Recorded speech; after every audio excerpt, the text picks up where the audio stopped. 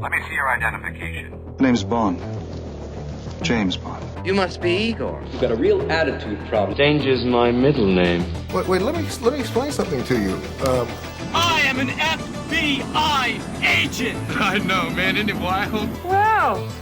My mistake! Did you eat a lot of paint chips when you were a kid? Why? Are you shook up? Are you nervous? Supernatural, perhaps. Bryan, look at that. God help us. You're gonna need a bigger boat. Holy shit! Where's the Tylenol? We'd like to get a sample of your brain tissue. Okay. Shall I give him some medicine? It's alive! You know what's going on? Maybe it's another drill. Welcome to Face the Real podcast that inspires and changes lives. Working as a stuntman and stunt coordinator in the motion picture and television world for over 27 years, I had the pleasure to meet and work with some amazing people. Actors, producers, directors, wardrobe, hair and makeup, fellow stunt performers, you name it. Here you get to hear some unbelievable stories from awesome people and their journeys through their lives, their struggles, and how they got to where they are today. Some of them funny, some of them sad, but never boring, and hopefully will help you to reach your goals, whatever they might be. I am Oliver Keller, and I'm excited to have you with me to face the real Tim Gilbert.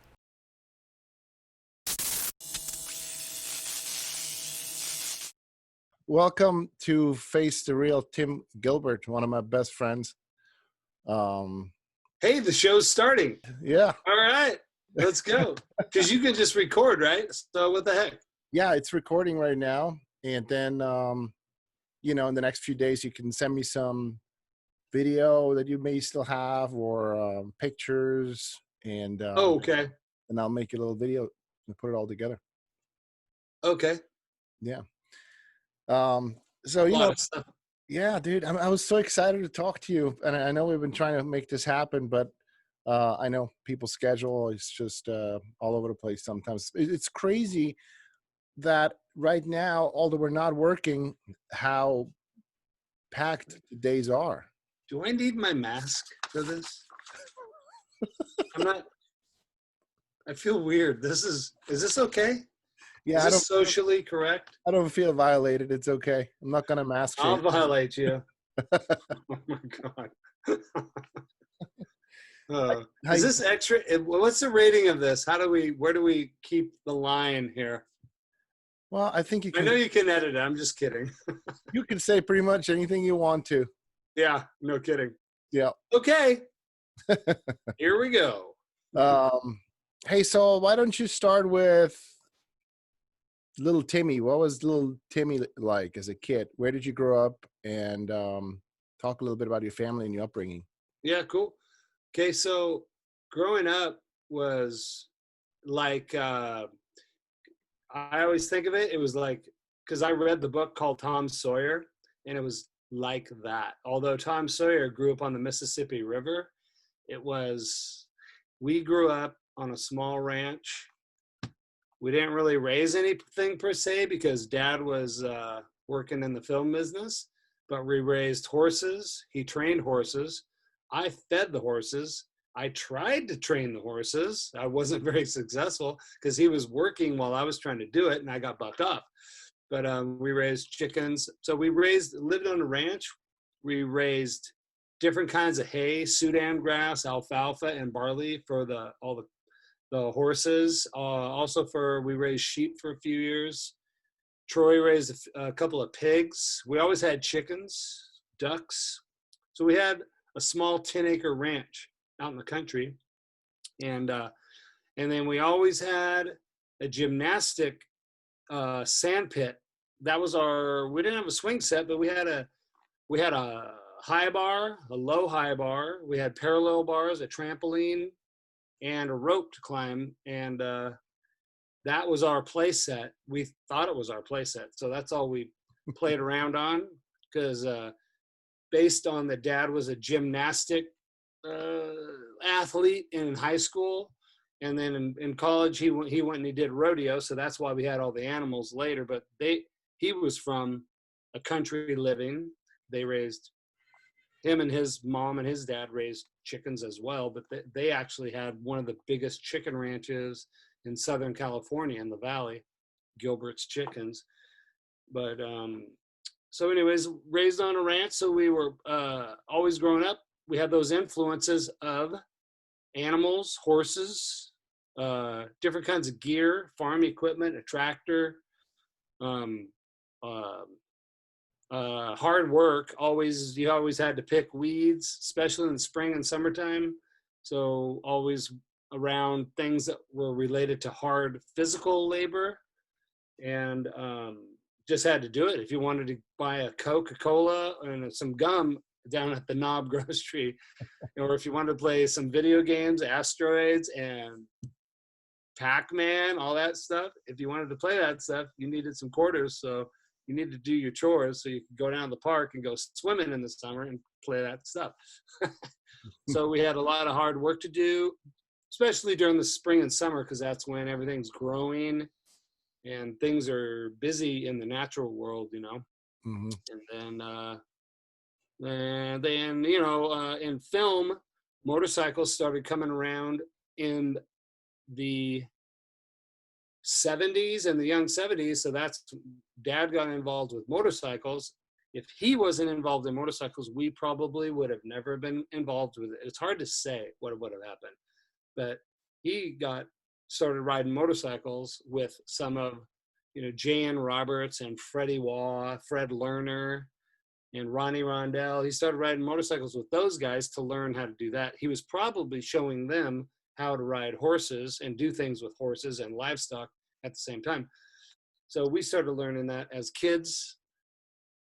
Not as early as some of the great riders out there, but anyways, that's something that we were doing on our ranch while we're growing up. So raising animals, hard work, and then just we were getting into athletics without even knowing it, just because of our swing set, which was a gymnastic backyard. Yeah. And having the animals and the horses and riding motorcycles. We weren't jumping cars yet, though. we weren't really allowed to drive.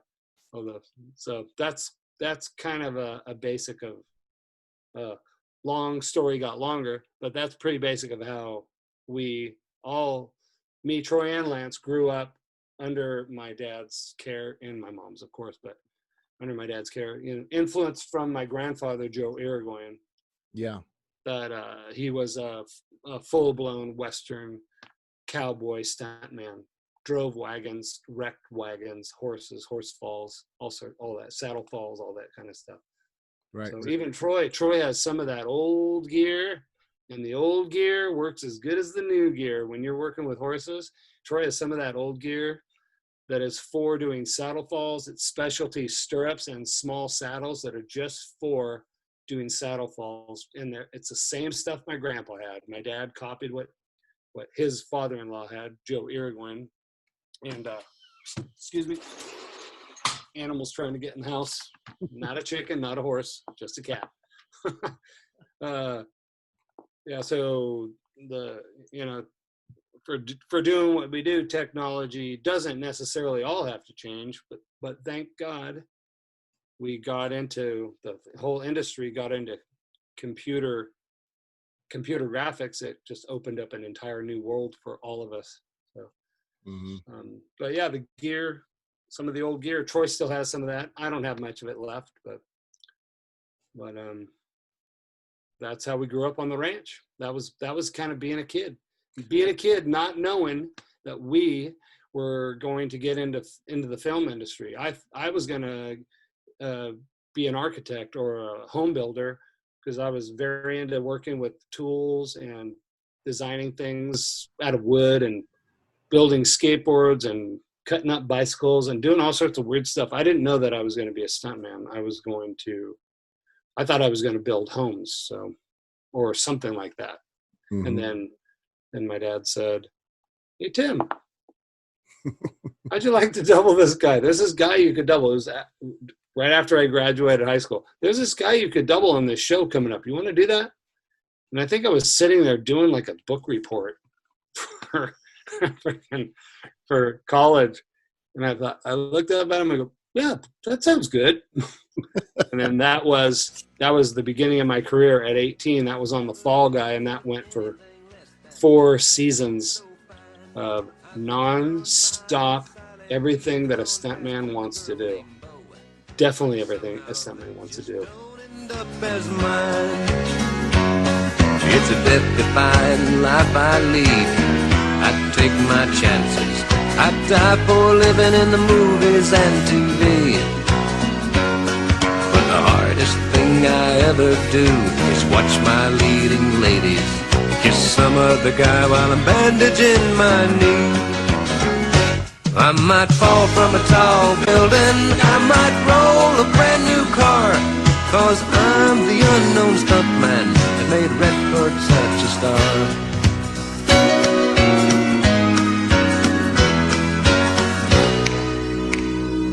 I've never spent much time in school, but I taught ladies plenty. It's true, I hire my... Car work, firework. We rode, well, occasionally we rode horses, but we wrecked tons of cars, jumped tons of cars, high falls. We went through windows. We did every kind of fight. We did old school Western fights. We did semi-quasi martial arts fights. Usually we had the martial artists in to do those things. We did so many things. I did it right out of high school. I didn't even know what I was doing, but I was doing it just because Dad said I could do it. So, kind of, but It's he was confident in me, and I wasn't unconfident, so we just did it. So I just was pushed, not even pushed into it. I fell into it without knowing that is what I was going to do. You fell into the most stunt-heavy show that there probably has ever been. Yeah.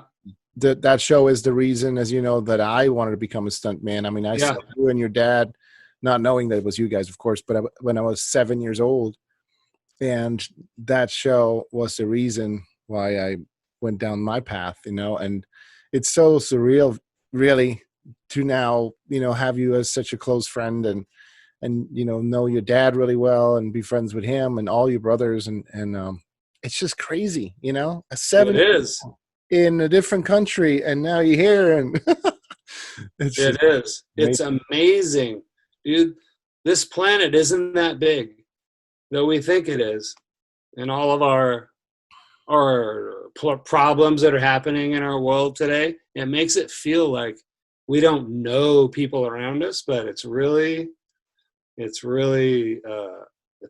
tight planet. There's that thing I call osmosis, or somebody else called it osmosis, some great philosopher or somebody. But we don't know it, but we are thinking the same thoughts.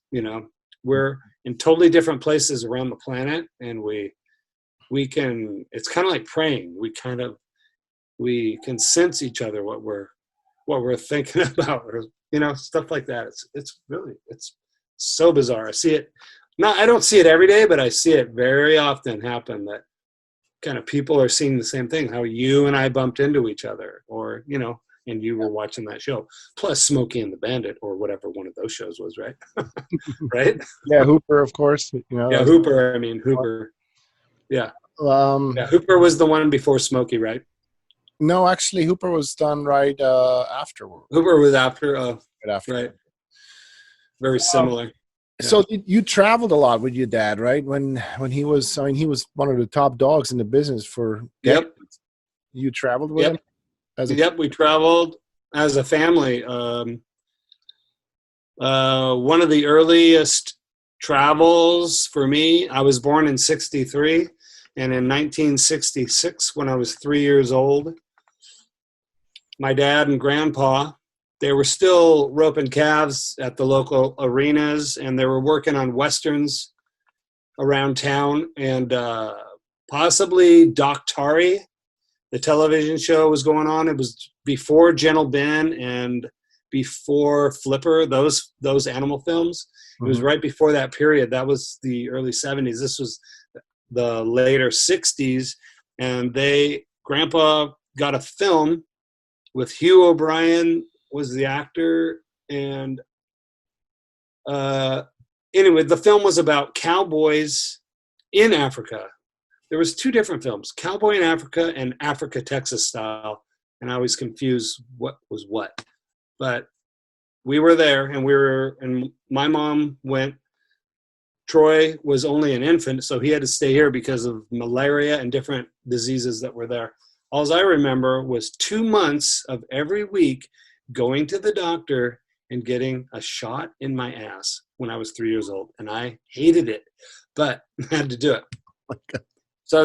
So we were in Africa. We were in Nairobi, Africa, and there was there's too many stories about what I remember. Also, Dad took film during that period, 16 millimeter film. So there's a lot of film of my mom and us and things on the set and the animals and what we called the rhino fight, and him roping Elin and roping wildebeest, him and Grandpa roping wildebeest and Elin, and so many things. Later, Troy and Lance were kids, and we went to Austria and Spain, many of the western states, Arizona, Oregon. Oregon was a Steve McQueen film. I forgot the name of it, but so many times we were taken out of school for 3 or 4 months to go live with Mom and Dad wherever Dad was working. My mom tells a story that she went to the principal of the school and said, "What do you think about me taking the boys out of school?" We would have been maybe in 4th, 5th grade at this period. "What do you think of me taking the boys out of school for a couple months right before school ends?" And the principal told her, and she often told the story, the principal told her, "You know what? They will never learn in this school what they will learn by being out there in the world. So definitely take them, and they can catch up in their regular schoolwork easily. So definitely take them." And I think that was one of our trips. That was probably our trip to Spain, which was such a memorable trip. I mean, we had so much fun there. That was a horse film. That was Charlie Bronson and Vince Van Patten when Vince was like 12 years old. He was like a year older than me. And him and his brother Jimmy, they put together a movie, and we made a movie on the weekends when Vince wasn't working. We made a very weird movie. I would love to catch up with Vince Van Patten again and connect to watch that silly film we made about a castaway boy who got shipwrecked on an island and got attacked by natives. And me, Troy, and Lance were the natives. We had to put charcoal all over our faces. Probably get in trouble for that these days. Do you still have to film somewhere? Nope, I've never seen it. Never got to see it because we lost connection through the years. Yeah, because we were so young. Vince and Jim were so young. Also, we weren't from the same worlds. I don't even know where they lived at the time. Mm-hmm. But yeah, that would be fun. We can see that. I'd love to see some of that footage of your mom and you guys on set. Africa, yeah. Yeah, that is possible to find. I'll try and look that up for you. That'd be awesome. Very cool. Yeah, because it's actually, I think I have it on VHS tape. Oh, wow. Yeah. So there might be a way to get that over to you. Yeah, absolutely. I'll check it out. Now, pretty classic. I definitely have some still photos of that stuff. Okay. Yeah. Great. Now, it's kind of strange to me that it was not so clear to you as a kid already that you also want to be a stuntman like your dad, because he was doing some really cool stuff. And was Troy and Lance, did they already know they want to do stunts, or what were they like? I would say nobody knew that they were going to get into the business because that was just a job my dad had. Lance was very busy in his school and he was really good at tennis, and so he was pushing towards the tennis world. Troy was going to college and just going to get a degree of some sort until he visited me once. He visited me once after I had been working on the Fall Guy for about probably 3 years. And he saw, I was never good at office work, but Troy saw a stack of residuals sitting on my desk. And he said, "What's this?" And they were open. And he read the numbers and he was like, "Oh my, he called my dad immediately and said, "What the heck is this on Tim's desk? Why am I going to school? I should do this." But I think everybody should go to school. I didn't go to school. I quit the business and I went back to school later. But I think school is a very smart thing to do, because we don't all need to be working full time unless we're crazy blessed when we're 21 years old. We should have a good education. I'm pretty sure of that, just across the board, because to be a superstar actor, superstar stuntman, singer, all these superstar things that happen, because there are superstar stuntmen. It happens. And you cannot rely on that. You got to rely on your hands and your brain as different kinds of trades to fall back on, or to also to use in your trade as doing stunts. You use your entire brain to figure stuff out to do stunts. You use everything, you know. I found that you use everything that every person says you need to use in one way or another to apply it to every moment in something on the set, especially doing stunts and action and the dangerous things that we do. And I'm basing that on some accidents that I've seen happen in our world. And accidents happen in every industry, but the accidents I've seen generally were from lack of communication and lack of respect of another person's opinion or point of view. That's why I believe that you need to listen to everything that every person has to say about a situation. It's kind of like maybe it's an old Chinese proverb. I don't know. I didn't study Chinese philosophy, but that every leaf that falls matters. Every single thing that happens has a reason. There's a reason for that to happen. We should listen to all of it and move on, and not to dismiss anyone, no matter what we think of them. That's the problem with not to create never judge a book by its cover. You know, there's so much wisdom out there, no matter what it looks like, no matter what color it is. And I don't mean black, white. I mean colors of anything, the texture, what it looks like. You never know where you can gain amazing input or insight or anything about what can happen in the next 1 minute or the next hour or the next 10 days, you know, from someone that you can get amazing information from someone you would never expect it to come from. So I learned that on a couple of sets. I didn't learn it in just my normal world or my married life. I learned it on the set, which was actually kind of sad, because there was always physical accidents that happened because of it. But do you good. Moving on. Do you want to talk about a specific one? Want to share? I don't. No, not really. No, I think that's too. I think that's just too much, you know. Because there's one in particular, but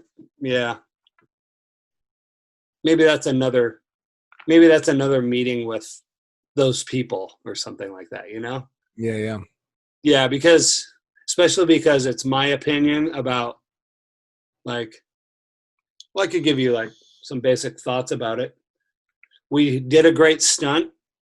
We did a great stunt on this day.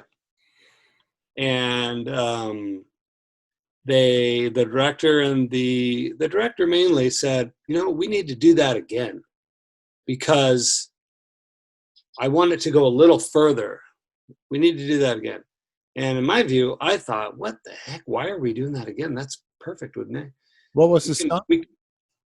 It's probably why I shouldn't even talk about it. No, I'm gonna just skip that one, Oliver. All I'm right. gonna skip that one. Yeah. That's okay. That's fine. Yeah. What was the first stunt that you ever got paid for?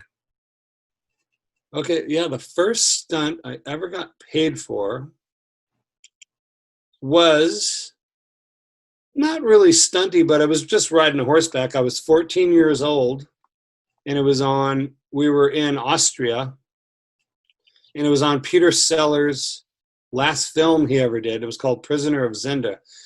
And my dad let me ride one of the horses in kind of like a posse or something like that, just a group of riders that were riding across the bridge.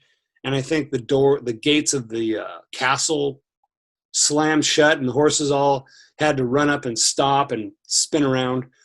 And I was 14 years old, and I was told that my horse almost went over the side of the drawbridge, but I didn't really realize it. But one of the older cowboys told me many years later that my horse was backing up, and he grabbed the reins of my horse and pulled my horse away from going over the edge. I'm not really sure that's what happened, but it wasn't really a stunt. It was just my first time getting paid on camera as a stunt performer. Sure. And that was a long time ago. An earlier time, I think me, Troy, and Lance, it was on a film called Pocket Money with Steve McQueen, Robert Redford, super old Western rodeo film. And we were playing three kids that were just out of control from their mother, and we were running through the horses' legs all these horses were tied up against the fence, and we were running through their legs. That was probably earlier. I was probably like 9 years old doing that. Yeah. Wow. So you did work as a stunt performer before The Fall Guy. So The Fall Guy wasn't the first call to do anything. That's right. Yeah.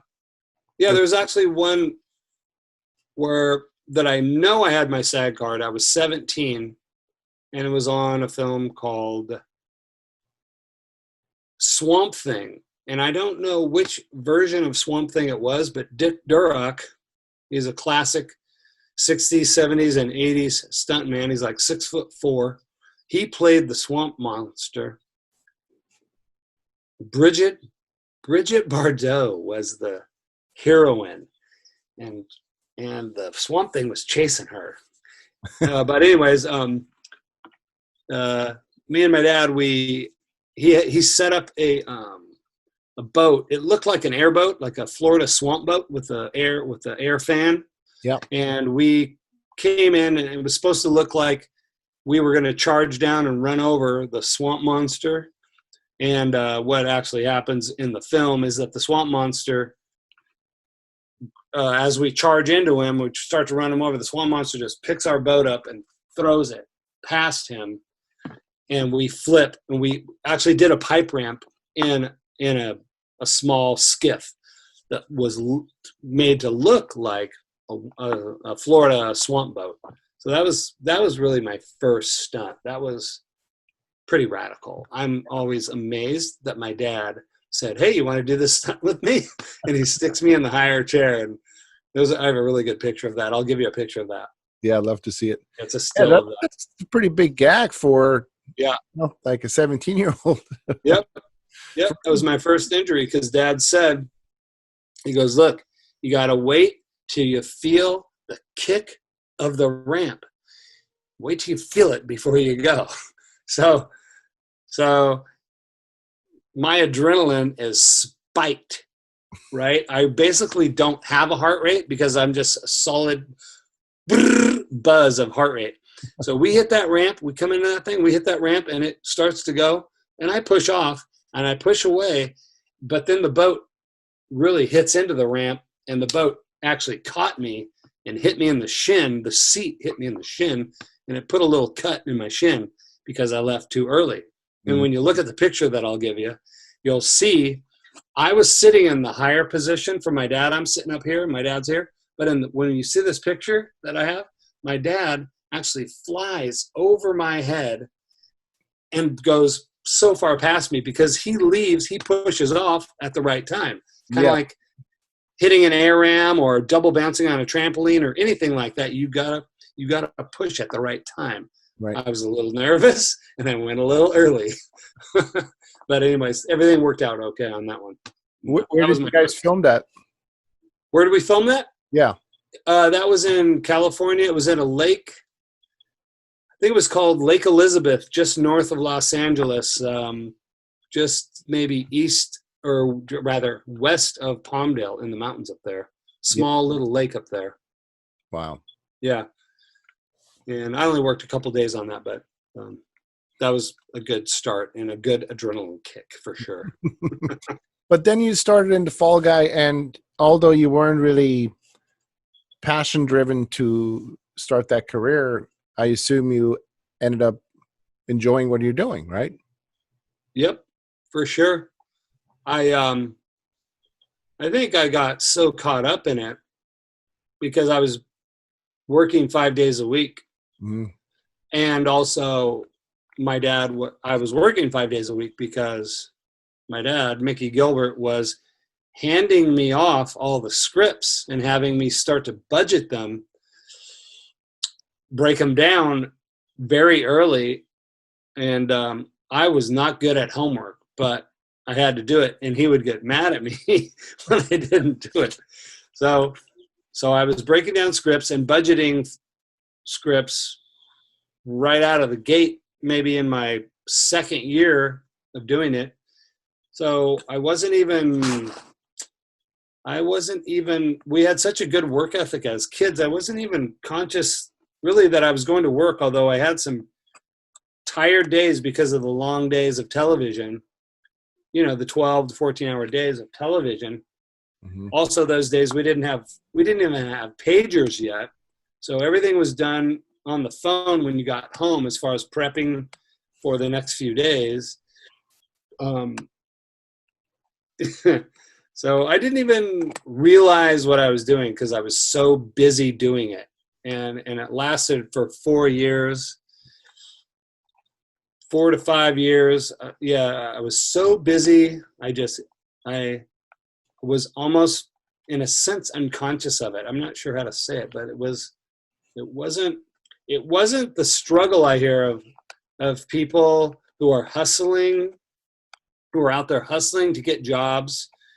The people that who have hustled me through my career, they're out there hustling all the time. They are such good hustlers. They are so good at doing that. And I never learned how to do that. So that's another skill to learn for people getting in the business, is how to network and how to hustle. I never learned that. I never went to school for marketing. Or any business. I didn't learn that in school. I was just, what do you call that? Not an associate, but when you're the second guy down, you're the guy that's learning. The apprentice? An apprentice. I was definitely an apprentice, but I was a high-paid apprentice right out of the gate because of our amazing union and our rates and all those things that all the forefathers in acting and stunts worked for us to get all those rates that we have, those things that we have that we're so blessed to have. All those people did. And then I was just thrown right into that without even knowing it. So right out of high school, I was making big bank as an apprentice and didn't even realize it. I was so busy. And luckily, very uninjured. The only injuries were bumps and bruises and elbow scabs and things like that, never anything, no concussions or none of that, because we took care of ourselves. We made sure that we rehearsed things, we tested things, and we didn't do things that we weren't sure would work, Mm-hmm. So we weren't getting hurt. So it was a good time. It was busy. Yeah, I can imagine, like on a show like that, on a weekly base, how much fun that that's got to be, you know, just cranking out big stunt after big stunt and coming up with more creative new ideas. Because I remember your dad told me too that the production would just hand him the new script with a few empty pages, and it would say chase starts, chase ends, and he was able to write the whole chase. You know, I remember that. And yeah, right into stunts in between. I mean, how amazing! Yep. How fun to be creative like that. Yep. I don't know that really happens anymore. I'm not sure if it does. I've heard of a few occasions where that does happen. Actually, on NCIS, the show that John Arthur coordinates. Yep. They actually write scripts. They do so much on that show that the writers are running out of ideas. And I'm not putting the writers down. I'm not saying anything. I'm just saying that they ask John if he will have his input as to a fight sequence or some sort of a raid on a warehouse with criminals and the SWAT team and everything coming in, or they will ask for his input on that. I only know because I work on that show a lot. So I know that it happens all through our industry. I don't know of all the single cases, but like you said, in our case, that was way back in the 80s, but it's still happening. So people can have that to look forward to be creative. You're creative as a department head, as a stunt coordinator, you're creative no matter what, because they're going to listen to you, especially if you have good ideas and you know how to display them forward to the producers, the director, the writers. If you know how to put forth your ideas and they make sense and it fits into the story, they're going to like it. And nobody does what we do. They don't get what we do. They really don't. They do, but they don't. And if you will fall down on the ground on purpose, not a lot of people really get that. There's people who do sports get that. Football players, soccer players, motocross riders, gymnasts, people who do sports understand hurting your body on purpose, but we're not doing it on purpose. We're doing it for the story, but maybe we'll get bruised. Maybe, you know, that's not our concern. Our concern is to convey the story in the best way that the writers, the producers wrote it, to convey the story. And I think some of those folks think we're a little crazy. But we just know how to do it. We just know that we're not going to get hurt. That's like saying the players in the NFL are crazy. They're not. They know what they're doing. And those guys hit harder than I've ever hit, and on a daily basis at practice. And you know, it's all what you want to do and what your passion is. And so being able to write a sequence and then to do it that is a lot of fun when that happens, when they really like your idea and they will do it. They will produce it with you because it's their money, and then they're gonna put the money up to make this, to convey this story. And that's a lot of fun when that happens. Yeah. It's funny you brought that up because I talked to Callie Croughwell a couple of days ago. She's actually on air tonight at 6 p.m. Anyhow, we came to the conversation, the questions like, why do we do what we do? How are we able to turn off that switch, you know, like when you're on top of an 80-foot building right before you jump down, or about to flip a car or fall down some stairs? What is in a stunt performer that is not in other people? How can we turn that off, and why are we doing what we're doing?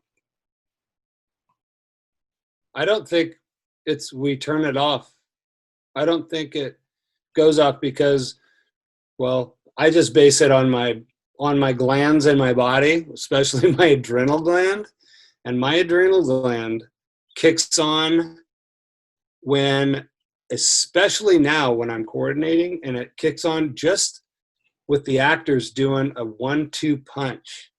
And I am concerned. I want them to perform it right. It's mixed in with their dialogue. So there's all these things going on, but I get nervous now watching other people do it, things that I've asked them to do. don't think I've never been able to do what is called turning it off, that I'm aware of. Not really. Maybe it's just getting control of it, or I don't know what it is, but I've never felt like any of it was ever turned off. What I mean with turn off, I guess, is because, you know, you're human and you're sitting in that car, you're wearing your helmet and you're about to flip a car or whatever you do. And I have a little bit of healthy fear inside, you know, knowing what the consequences could be if it would go wrong. How do you deal with that? Like, that's what I mean with turning it off. I mean, you're doing something against what's natural, basically. Oh, right. Well, because we're doing something that I guess you say, talking about that it's against what's natural, or it's against what society accepts as safe. Right. So we're going to crash a car, and nobody wants their car to crash on the freeway, but we're going to do it because we're telling the story. I guess the turning it off is knowing about all my safety gear and all the rehearsing that I've done, all the talking with all of my peers, you know, communicating what's safe, what they've done, what did they try, what went wrong on the other thing, what went well, what worked the best. You know, what are the right shoes to wear? Did you wear a mouthpiece? You know, or, the production couldn't see a helmet, so how did you do it without a helmet? So am I going to be safe without a helmet? So how do you do that? And you learn from others how to do it. You know, you talk to people, and then it switches off. What switches it off is knowledge and confidence in your knowledge, and you getting the knowledge from talking to others, right, and really listening, and then hopefully trying it, rehearsing it, or being around it, or watching other people rehearse it. You don't have to rehearse things yourself. If you watch rehearsals happen, you learn from that too. You learn from every leaf that falls matters. You learn by watching every leaf hit the ground. You can see something different. No two leaves hit the ground the same. So you learn from all the conversations and by watching others and your own experiences. You learn from that. And that I would say that shuts it off. It's confidence. You have a confidence. Yeah. Also, of like going, please God, let this go good. You kind of do that sometimes, because you're not just sure, man. Because man, sometimes you're going, oh my God, this is gnarly. Holy shit, let's go. And also sometimes faster is better. Or what's that thing everybody says? Motocrossers, go big or go home. Well, I'm just going to ride mellow. But also, it's really important to have that confidence in your team. You know. Yep. I had a few occasions where, you know, it was either something that I haven't done much yet or never done before, and you actually were there with me. Specifically, I remember when I had to do this. What was it, like an 80 or 90 foot? That was like 94 feet high fall for that Volvo event. Remember? Yep. Oh yeah. Out of that gondola, and it was a floating gondola, and you were sitting next to me, and you had the rope with the weight on it, and you plumbed it, made sure it's underneath us, because it looked so wrong. It was not cool at all. I mean, it was such a mind screw. You know, you're looking at it, and although I've done hundreds and hundreds of high falls off ladders and buildings and so on, it was completely different. Yeah, it's hard to land on a postage stamp. That too. That's what it looked like. Yeah, but I remember that big. I remember looking at you and say, "It doesn't look right to me," and he's like, "It's right." Yeah. And so to get that confirmation, you know, from someone that you respect and that you trust in, or when I did the pipe ramp too, you know, we didn't have much time to prep because we were shooting so many different things. I think I just did a stair fall, then I had to rush over get in the car, and literally have minutes to do the pipe ramp. Remember to that little building that we blew up at the same time? I think I do. Yeah. On the Swiss film. Right. Yep. Yeah. And I don't remember if you lined it up. Someone, I thought you lined it up and then told me to do one approach to the ramp, and then we went for it. But, you know, there was so much ease and a tremendous amount of confidence and no worries at all, you know, because I just had all this trust in you, and you have such a great way about it, about yourself, how you transmit that calmness and that confidence into me in that case. And that's what makes a good stunt coordinator. And of course you have tremendous amount of knowledge gathered. So thanks for all that. You're welcome. I was just pulling it out of my ass. Just kidding. Yeah, man, that's what I'm talking about, of listening to people around you for the ideas and the things, the confidence. Because you know, I'm not a preacher of God, but I believe God and the guiding spirit is all around us all the time, and it's there for us to listen to take pieces from it, so that we can make it through our lives, through our daily moments, in peace and like in strength. And we just, sometimes we can get caught up in like, oh, that's mumbo jumbo, or I don't know, all these things. It's very simple. To me, it's a very simple thing of just listening, accepting what's around us, and not dismissing things, and not being arrogant, not being high and mighty, and just listening and accepting things in, and then displaying them in our work. And that's just that's always been an easy way for me to do it, and it has always seemed to make people happy and have a lot less injuries that way. That's what I've noticed that. So, well, yeah, for the fact that you have such tiny injuries with all the crazy stuff you've done for decades now, that is the proof of you executing it, you know, very carefully and thought through very well, and you're freaking talented. You're good at what you do. Yeah. You know? Yeah, my injuries are always from when I go play. Right. And I haven't planned anything out on it, like snowboarding or motocross track.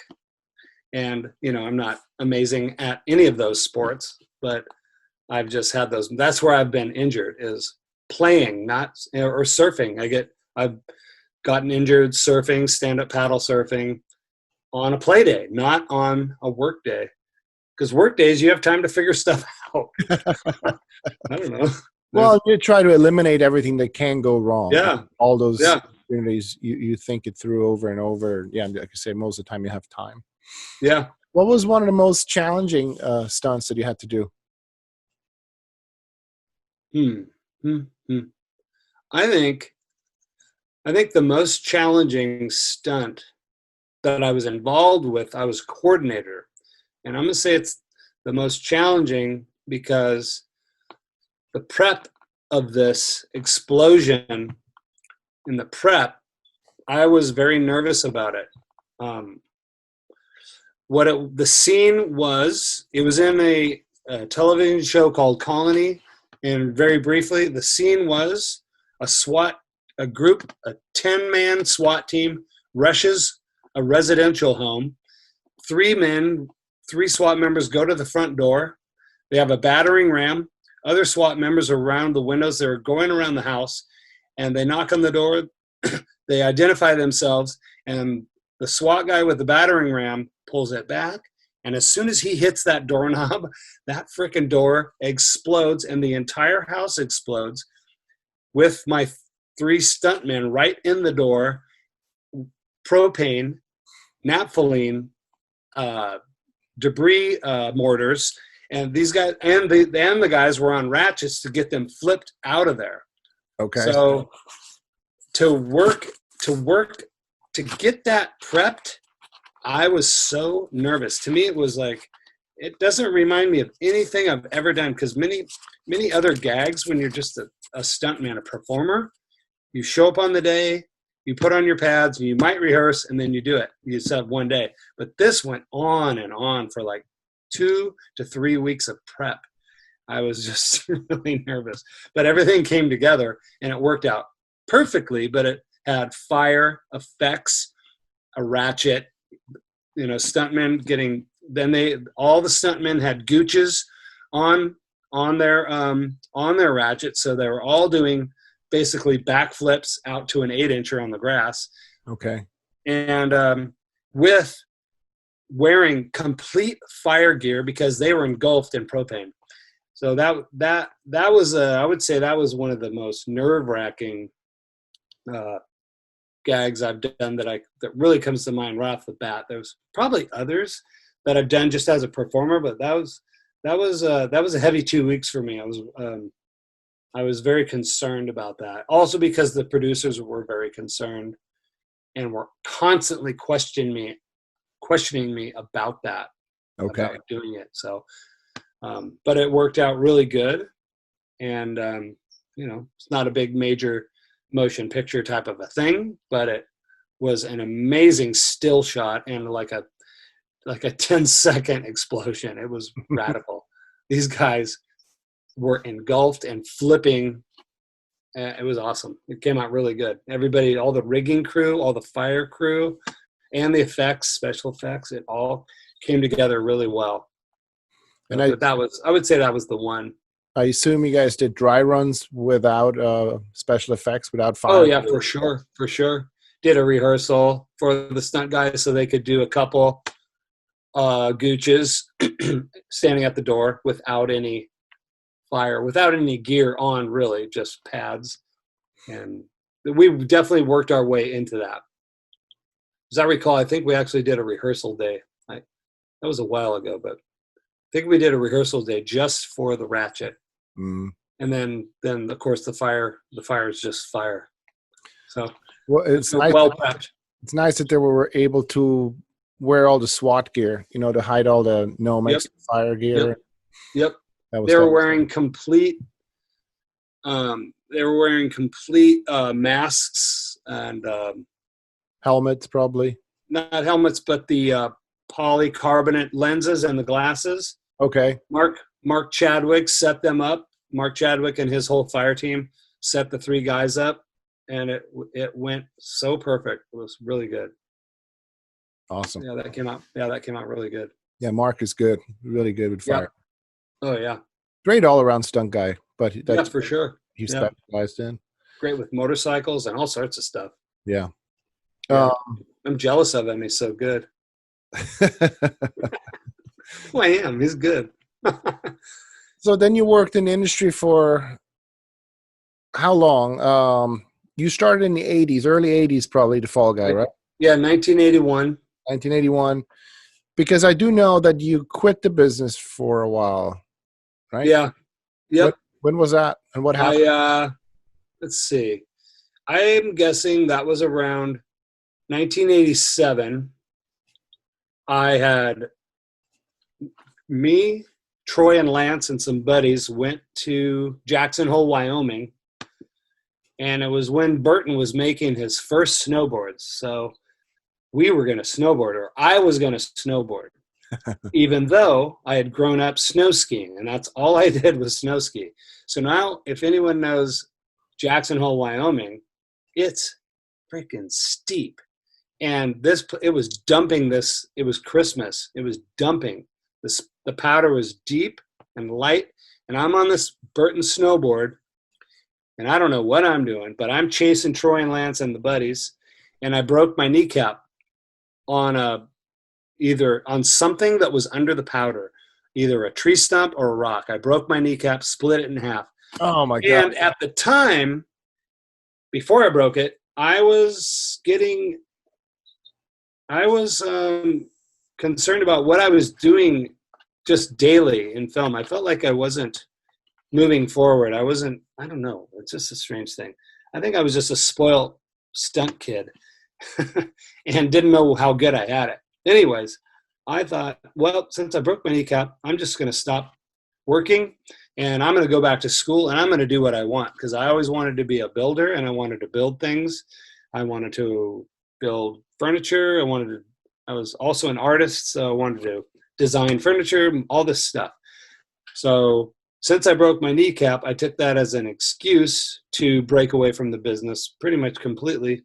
But it only lasted for 2 years, and I was back because I worked towards the end of that 2 years, I worked in a cabinet shop, and I looked at my check, and my check was for the week was less than what I made in a day doing stunts. And I thought, what am I doing? I got to go back. So thank God for Jack Gill, Andy Gill, and so many others. Scott Wilder, Buddy Joe Hooker, who brought me back, Noon Orsatti, Ernie Orsatti, and my dad, of course, Mickey Gilbert, and Lance, my brother, Lance Gilbert, that they brought me back on things when I was what everyone called my sabbatical, when I finished my furniture sabbatical. So I came back. But at least I went, and looking back, I did what I wanted to do. And luckily I was able to do it without a lot of consequences. So I was able to go away and then was able to come back and pick it up again. And everything's been pretty good. So that's what happened there.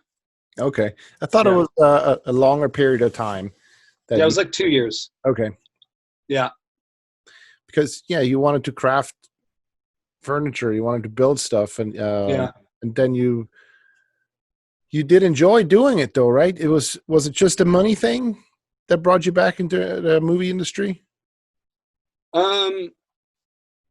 It was, what brought me back was, well, money is always a thing, but I had so many friends in the film business that I was missing.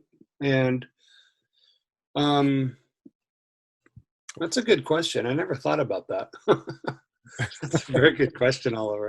You got to make sure to edit this part. No, this is all raw. Huh? What? We'll keep it raw. Yeah. Keep it real. Yeah, like when I came back, it was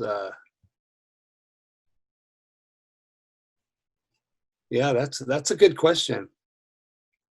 It's not like I was starting to struggle for money, and I don't know. I just wanted to come back. That was right during when Waterworld was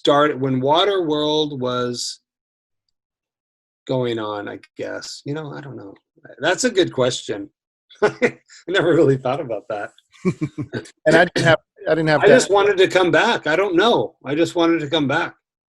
I wasn't busy enough, as I didn't feel like I was going to be a success in the building trade, and so I just wanted to come back. Yeah, that is really what it was when I think about it.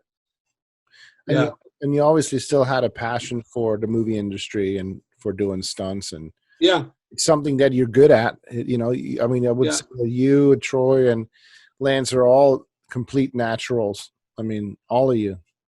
Yeah, and when I got into coordinating more as I was older, it became more fun because of the input that you give as a coordinator with production and the story. And that it just became more fun because I was more involved and not just a day player, going to hair and makeup.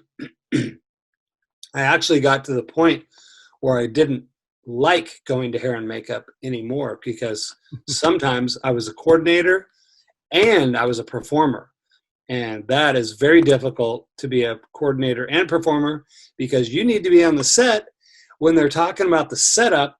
And where are you? And they're getting a wig on or something like that. And I made a few mistakes being a coordinator, a young coordinator.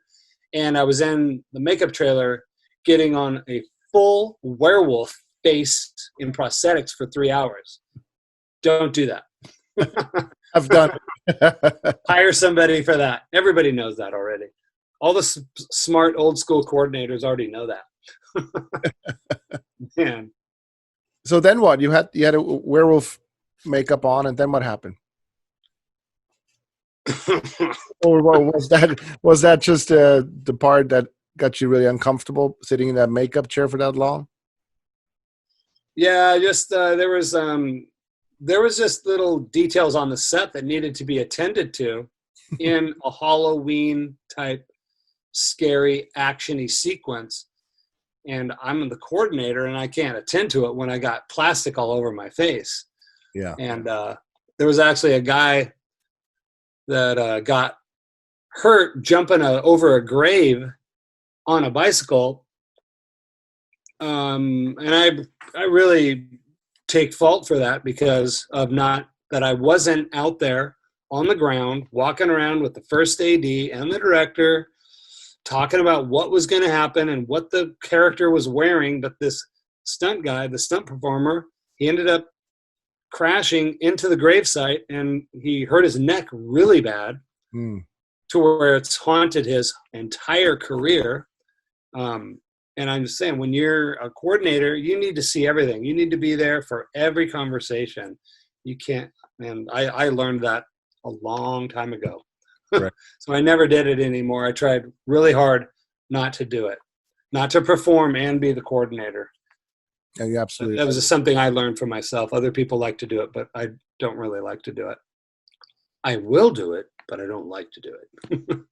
There's certain circumstances. It depends. It's all, film, it's art. So it's always different. It's never the same. But even though you can use all the information from your past to work into some contemporary project, but it's never the same. It's art, total art. No two colors are the same. Every time you mix yellow and green, it comes out a little different.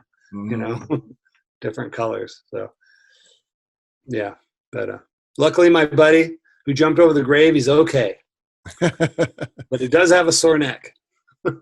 Bummer. Yeah. Well, what are some of the stunts that are very memorable to you that you've done?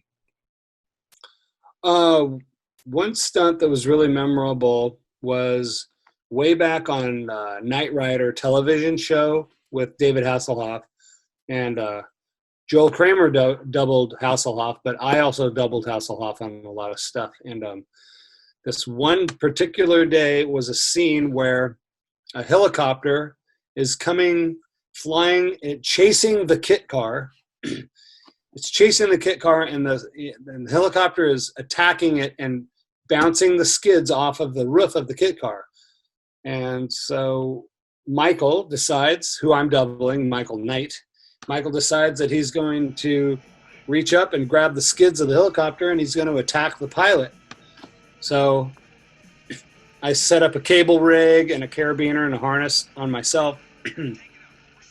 And Craig Hoskins, the pilot, knew what I was going to do. So he would come down, he would hold the skids onto the car, and somebody was sitting next to me. I think it was Andy Gill sitting next to me, who was going to steer the car once I left the car. And anyways, the chopper came down. I grab a hold of the skids and I get my safety device connected. Then he lifts me out of it. Well, we did the whole day of stuff like that, flying around on the skids. Eventually, I had to climb up on the skids and attack the pilot and pretend I'm punching out Hoskins and then taking over control of the helicopter. Well, there was a point in there where going from the hanging position under the skid, at that point I'm safety to the skid because I came from the car. But there's a point when you climb up on the skid, now your safety's below you, and I had to translate my safety up higher so I could stand on the skid next to Craig. And there was a point in there where I kind of remember that I wasn't really safety to the helicopter. And we just did it. And looking back on it, I was thinking, that was very memorable. It was also very stupid moment where I didn't safety myself like I would have safetied someone that was working for me. I would have made sure they never did what I did this one day. And it was probably a 5-minute period, but I'm telling you what, bad things can happen in 20 seconds. But anyways, went through the day. I pretend to punch out Craig. He puts the helicopter into a spin. I pretend that I take control of the helicopter. Then we fly back to the kit car, and I jump back into the T-top and back into the car. But that day is very memorable because my self-confidence in my own ability superseded my intelligence or my acknowledgement of safety. And I was so confident with hanging on to things kind of gymnastically that I thought, oh, it'll be okay. Well, looking back on that could have been a bad mistake on my part because nobody was overlooking me. Nobody was questioning what I was doing. They weren't questioning my cables or anything of my safety. And that's why I'm glad we have so many other people around us and riggers on the set all the time with us. A rigger who would be like today, in today's world, a rigger would be right there next to me, making sure that my rigging was set up, because if I'm going to scare the rigger, I would never be going up on that helicopter without a safety cable. Like our modern riggers, they're so good at what they do, and they're so safety conscious that would have never happened. But I look back, that was a good day, and I luckily got away with it without any injury, because there's many times I was probably 50 to 100 feet in the air, standing on the skid.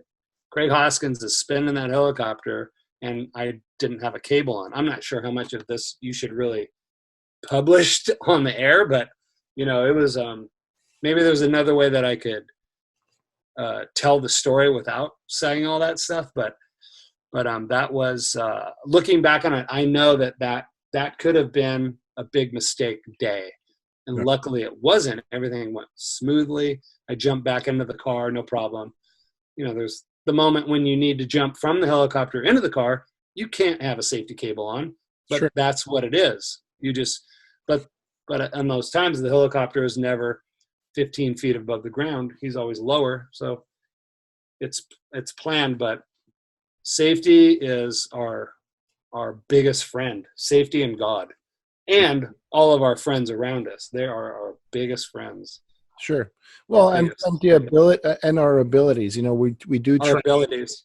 We do train. We are a little different than some other people. We have the ability to pull certain things off and get out of situations that can go bad, because they do, and you have to be ready for them. I remember actually doing a similar stunt in Switzerland with Jörg, our helicopter pilot. Remember him? Yeah. Yep, I remember Jörg. And I was inside a car. I think it was in the back seat. And he comes in, and I do the same thing. I grab the skid, and we go up, and I'm holding on to it. I lock my arm in, and there's a little line, and I click myself in, but we're already up. We're already going up. And it was a simple, straight click in from the carabiner to your cable. And it was so mechanical, like my movement where I put my arm up and around it, I lock myself in, felt super secure, and click myself in, and up we go. And I remember we did it many, many times. I remember one time we're at about 80 feet already, and I look down and I see him not locked in, right? Not safely. Oh, yeah. And it was one of those things, you do it over and over and over, and you feel so secure, and you feel so confident. Oh yeah, clicked in, because you just did it 12 times, and I thought I did it, and I felt like I did it, but it wasn't in, and I didn't check because I was occupied with holding myself, and there was this split second that just like lightning went through my body, and it's like, holy crap! You could have just, bought the phone. Yeah. So those little things. That's the feeling that I had at the end of the day that day. Not at the end of the day, but during that gag, I landed, and then I looked back at what I just did, someone may have even questioned me, but I probably bullshit them about, no, it was fine. But I had that same thing happen. It wasn't when I was in the helicopter, but it was later, looking back at it. It was a television schedule, The Night Rider, so we were like from one thing to the next, so I never had time. It wasn't like take after take, you know what I mean? Mm-hmm. So it didn't get too monotonous. It was like we excuse me, we had that different situation of going from one take to the next and different thing. And so it wasn't monotonous where I got caught up in the monotony of it, kind of like what you just described. It was just like, oh, let's just go. No, we don't need to do that. My head, oh, I'm fine. Oh, I'm fine. And like, luckily it all worked out. But later the day, I had that feeling, that exact thought, like electricity and kind of like, I don't know how to describe it except for like a fearful feeling, like a fearful, like, oh shit feeling. Mm-hmm. Yeah, it was an oh shit is what it was. Did you ever have any other close calls where you literally like had guardian angels watching over you? Yeah, well, a real very obvious one, it was a long time ago on a film called Legal Eagles, and I was, believe it or not, doubling Robert Redford, and it's a scene where he's running into a burning interior. It was a museum that was burning. The interior was burning. So effects had all the walls, both sides, both walls lit up and the ceiling lit up on stage at Universal. And we did take one at like 30%, and I ran through the hall. We did take two at like 50%, and I ran through the hall. And then they turned it up to like 70% or whatever, and I ran towards the hall, and something took over, and I stopped, and I ran out of there. I could not go into that fire. It was so hot. So things like that, I definitely call my guardian angels. I know there's other ones. I can't remember them because it happens so often. What I consider like my guardian angels were like, sometimes it's just somebody saying something, and you kind of change your mind as to your speed when you're coming in to do something, or when you're going to turn to the right, like, or if you're going to stop before that lamppost 2 more feet, or things like that. Little things make huge differences. Little things in time and little things in space. Those are all guardian angels. And guardian angels, they're really invisible too. They're those thoughts we have. We'll get a thought, and a lot of times we'll dismiss, like, oh, who cares? And we'll get a thought like, maybe you shouldn't do that. But that's a strong thing. There are these little voices that happen in our head. To me, those are guardian angels. We need to listen to those things because they're like, not so much doubt, but they're these, are they voices? I don't know. They're thoughts. They're these thoughts we have that kind of can defer us to maybe ask one more question, or to ask for one more minute of prep, or, maybe we should put that strap on. I know you're going to see it, or let's put down the 1 inch.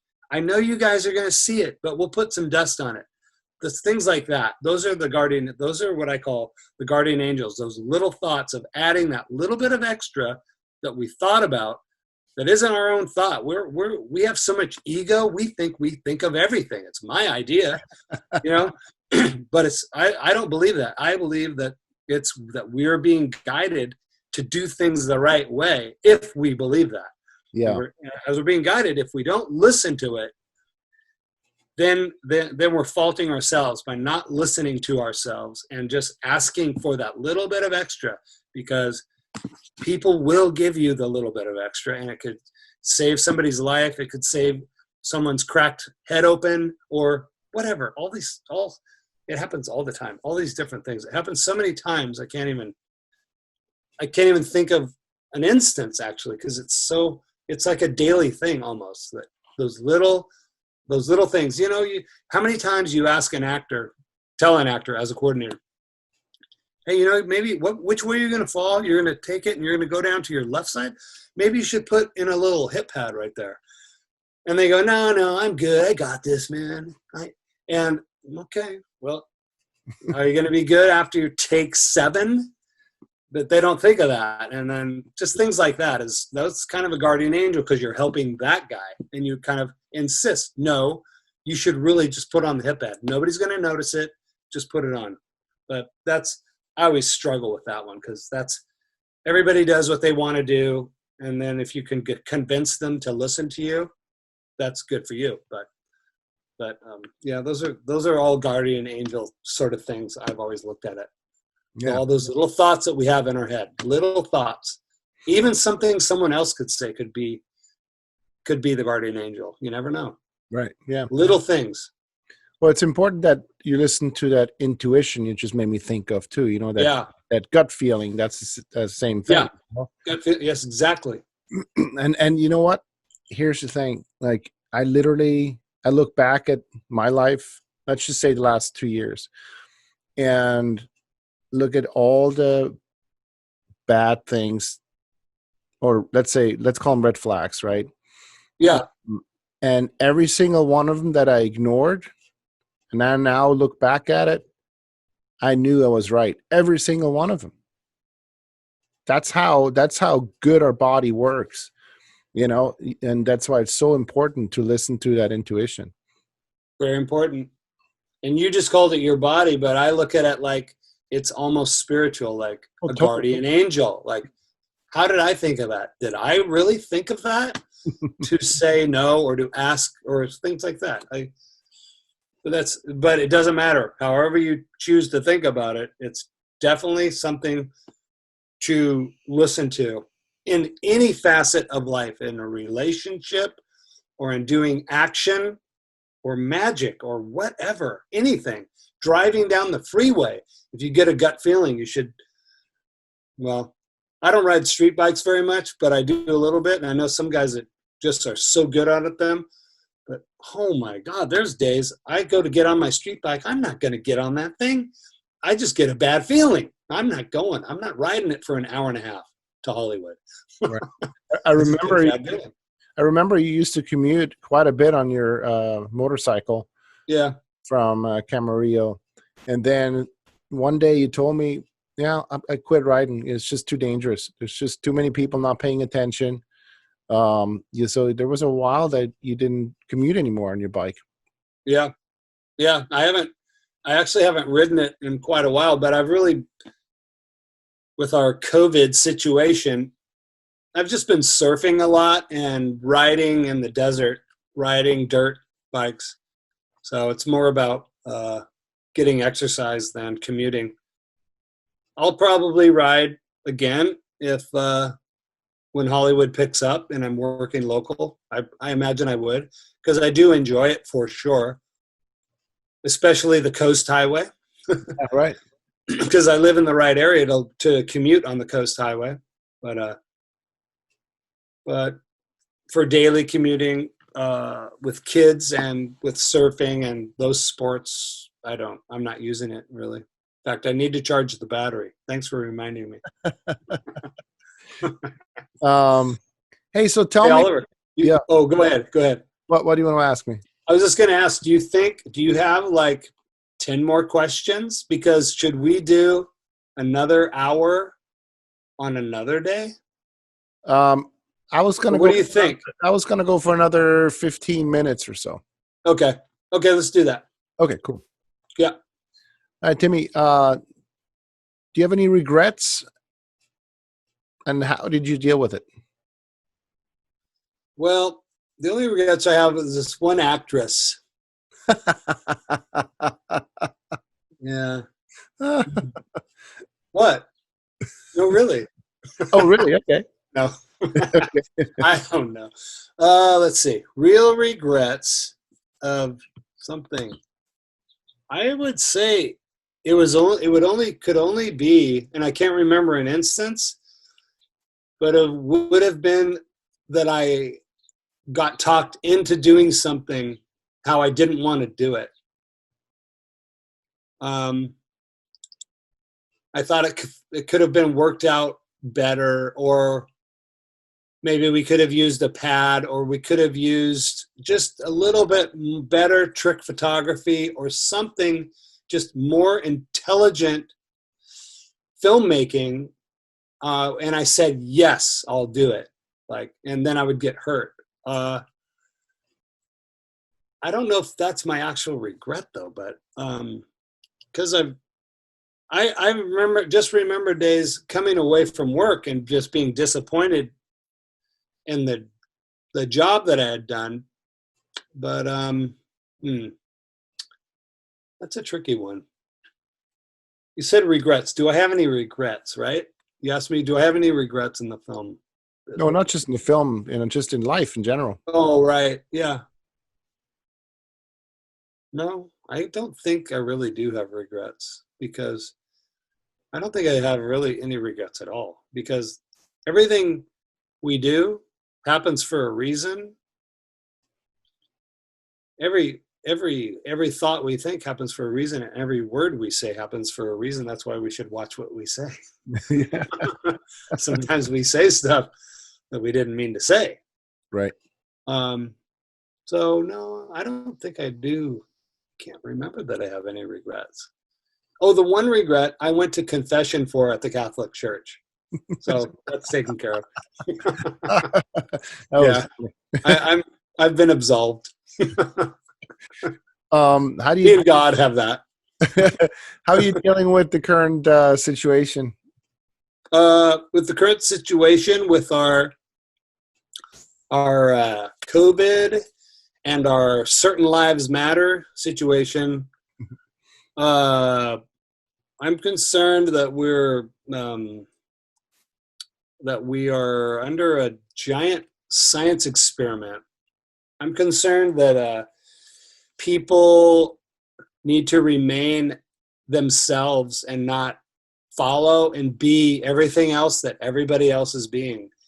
And, there's been a lot of viruses and bacteria that have been around the planet through thousands of years, and billions of people have died through eons of time. And I don't feel that this is any different.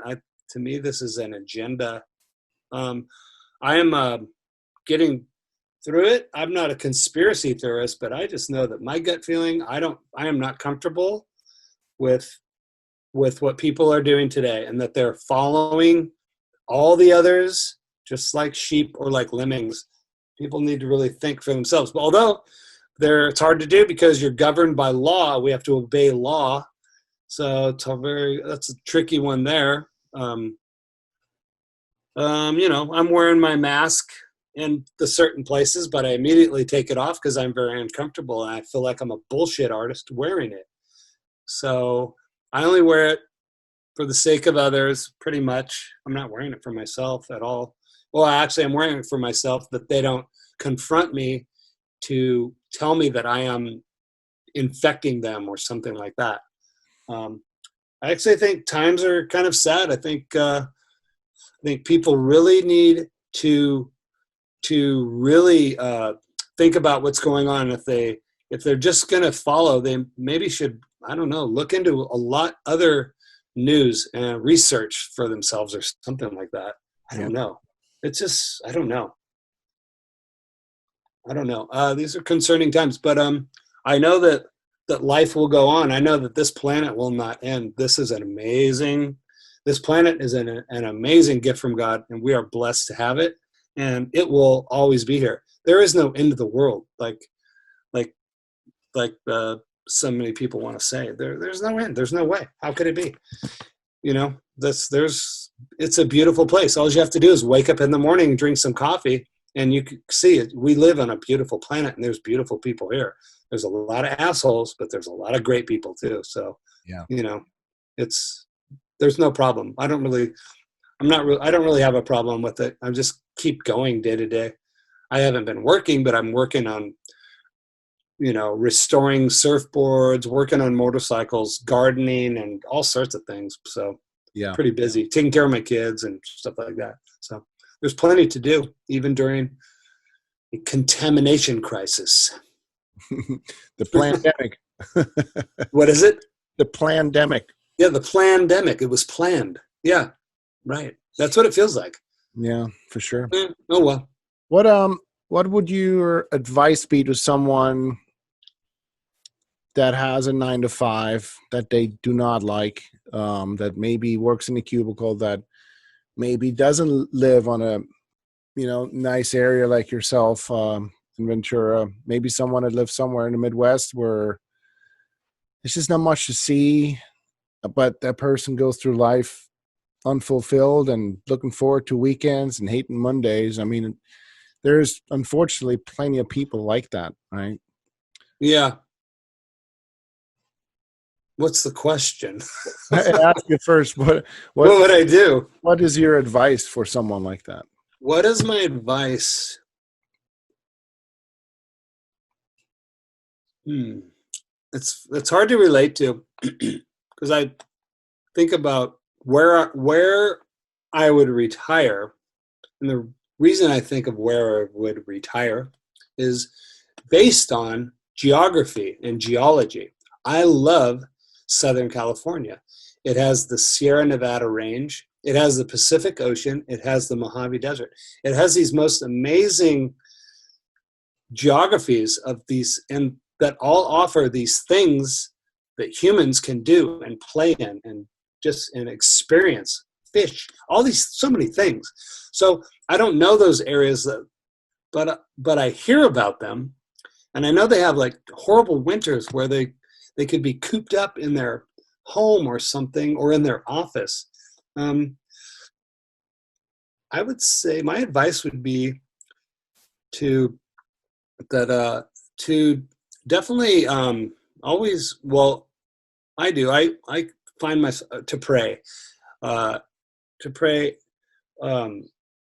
I find myself forgetting to pray sometimes because I'll be too busy thinking about my surfboard and prepping my gear and like, how am I going to get to the beach, and do I have time to see my girlfriend? So I'll forget to pray. But when I'm having my moments of, I guess what we would call boredom, then I'm definitely praying just for peace. I know that we all have to find our peace, and no matter where we are, like, that's a tricky question. What would you tell him, Oliver? Well, I don't know. That's a hard one. I just know. Pray for peace. Right, but I just know for myself, I came, from a different country that didn't have a film industry at the time, right? I was working in a sports shop to make extra money or to make money, but that's obviously not where my passion was. I wanted to be a stuntman. So I had the gift of knowing what I want. Now I find out all the time that there's so many people that don't even know what they want, which to me, I can't even understand that. I can't comprehend that someone doesn't know what they want, because my logic works different, I guess, Yeah. It's like, how can you not know? I mean, here's a list of jobs that are in existence, which is thousands and thousands, right? All kind of different ones. Pick one and then go for it. Do what you have to do to be able to be that. Yeah. Right. You're right. You were gifted with the window into your future, kind of a window. You could clearly see that that's what I'm going to do.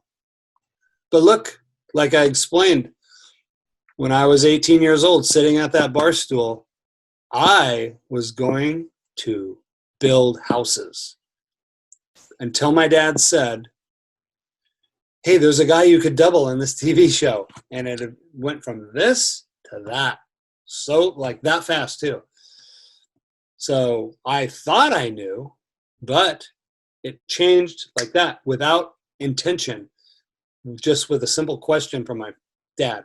So that's definitely a gift to know what you want to do. I was always amazed by other kids when I was a kid that knew they wanted to be a fireman or they wanted to be a policeman, or they wanted to be a detective. Like they knew. And I remember thinking, how do they know? How do they know that they want to do that? But I knew that I wanted to build. I wanted to build things. I wanted to figure out how to build things. And I'm still interested. I'm passionate about building things and fabricating. I love doing that stuff. And the film part of it just came in through the family and timing and things like that. It's hard to say that I will continue in it for a long time. I don't know. And especially the way things are today, this year, like, will I continue in film? I'm not really sure. I know that I have a life's collection of tools that I can use that are tools for home building, furniture building, or different things. And I know how to use them.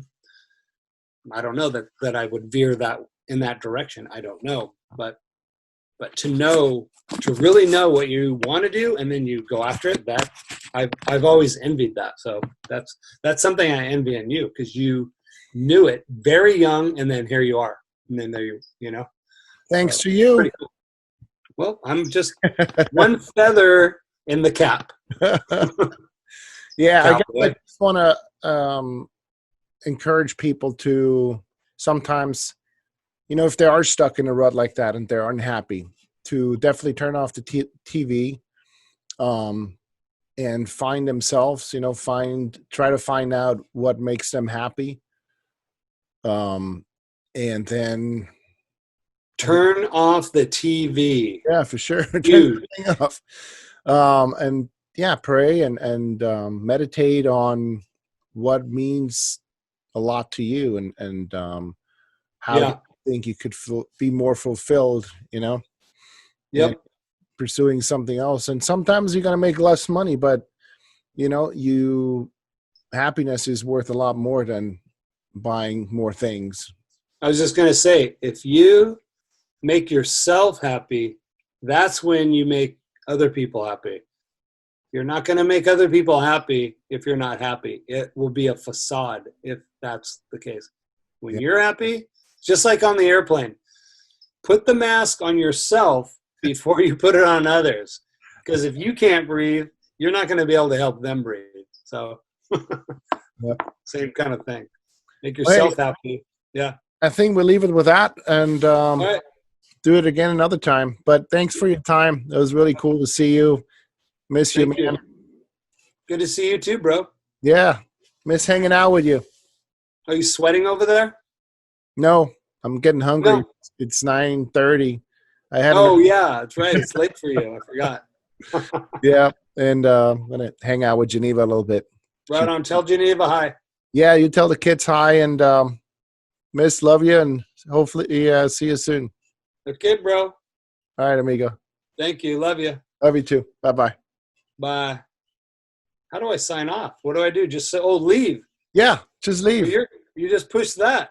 Did it just come up because I touched it, or did it come up because you touched it? I touched it too. You made it happen because you're the controller of this. I am. I don't Zoom at all. I never Zoom. Well, you did great. What? You did good. No. All right. My daughter helped me. So if I push leave, I'm not going to see you, right? Let's see what happens. No, it shouldn't. All right. All right. Love you. Love you too. Bye. Later. Let's see what happens. Leaving meeting.